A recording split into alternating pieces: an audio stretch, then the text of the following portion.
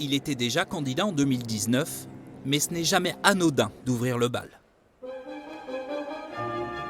Le japonais Yu Sugimoto fut le premier à monter sur scène, suivi d'une Allemande, Ustina Dubinski. Chacun dispose d'un quart d'heure, pas plus, pour faire ses preuves sur une symphonie de Joseph Haydn.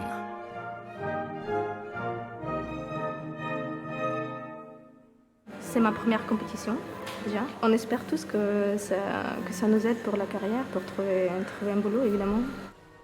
Dans les coulisses, les chefs se croisent. Des 4 Français en lice, David Molière-Soriano est le premier à se présenter. On se concentre, on essaye, et puis voilà, c'est le moment. Qu'est-ce que ça vous fait d'être à Besançon aujourd'hui? C'est super, il fait vachement beau, puis c'est un beau festival. Un festival prisé du public, déjà nombreux pour ce premier tour de compétition. Tout à l'heure, il disait le ré bémol. Alors écoutez, tout cet orchestre avec un ré bémol qui apparemment lui posait problème, je trouve ça formidable. Car les candidats sont bien là pour faire travailler l'orchestre, donner des consignes, orienter les musiciens dans la direction voulue.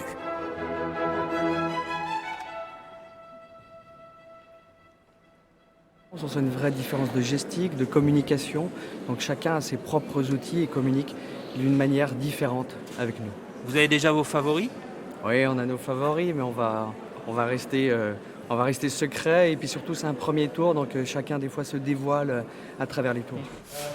Les chouchous des musiciens ne seront d'ailleurs pas forcément ceux du jury. Dans l'ombre, ils sont 8, dont un ancien lauréat. Jacques Mercier a remporté le concours il y a 49 ans. On regardera beaucoup de choses, mais on ne sait pas, parce que c'est très mystérieux un chef d'orchestre, on ne sait pas comment ça fonctionne. Évidemment, il y a une technique à la base, il y a des capacités, mais il y a aussi un charisme, il y a un regard, il y a évidemment le geste. Tout ça, c'est très très complexe, et il y a une espèce de cocktail, et à la fin, on se dit, tiens, voilà. Mais c'est vrai qu'on peut très bien juger quelqu'un, je dirais dans la minute, dans les 5 premières minutes, on peut comprendre celui-là, il a quelque chose à dire. Des 20 prétendants, il n'en restera que 8 mercredi pour les demi-finales. Avant le point d'orgue de ce concours, la grande finale, samedi.